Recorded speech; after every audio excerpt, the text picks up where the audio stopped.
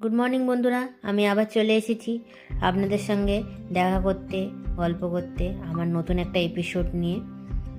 সকাল সকাল মাসি কাজ করতে চলে এসেছে, আর এদিকে আমি এক কাপ চা নিয়ে বসে পড়েছি আপনাদের সঙ্গে গল্প করার জন্য।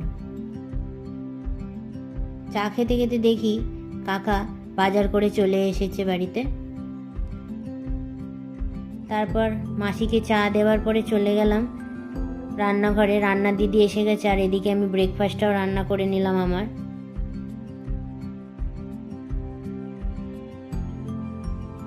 ব্রেকফাস্ট করে এসে দেখতে এলাম রান্না দিদি কি রান্না করছে। দেখলাম রান্না দিদি চিংড়ি মাছের ঝাল রান্না করছে, তাই ভাবলাম আপনাদের সঙ্গে ঝালটা শেয়ার করি। প্রথমে চিংড়ি মাছটা ভালো করে ধুয়ে পরিষ্কার করে নিয়েছি।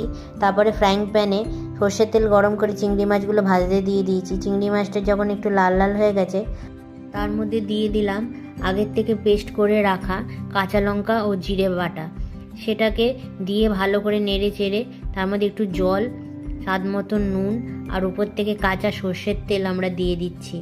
দিয়ে আমরা 15 মিনিট মতন ঢেকে রেখে দেবো।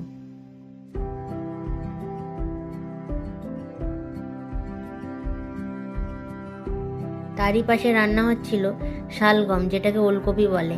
আমরা চিংড়ি মাছ দিয়ে রান্না করি, জানি না আপনারা কি দিয়ে রান্না করেন। সেটাও খুব খেতে ভালো হয়। 15 মিনিট পর ঢাকাটা খুলে দেখে নেবো চিংড়ি মাছটা সেদ্ধ হয়েছে কিনা।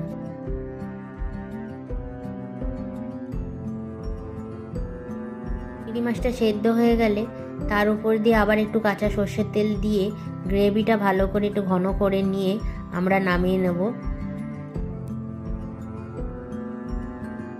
চিংড়ি মাছটা আমাদের হয়ে গেছে, এবার আমরা নামিয়ে নিচ্ছি। দেখুন কি সুন্দর দেখতে লাগছে। আপনারা এরকমভাবে তৈরি করবেন, অনেকটা খেতে সুস্বাদু হয়। তারপরে দুজনে গল্প করতে করতে দিদির রান্নাও হয়ে গেল। এরপরে আমরা বিকালে চলে গেলাম বাইরে।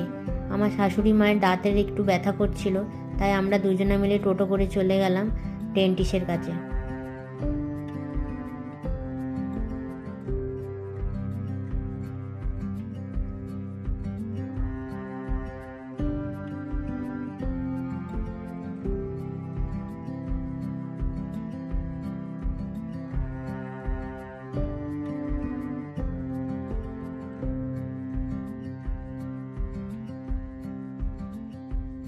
ভিতরে ঢুকে দেখি ডাক্তারবাবু এখনো আসেনি, অনেক পেশেন্টই বাইরে বসে আছে।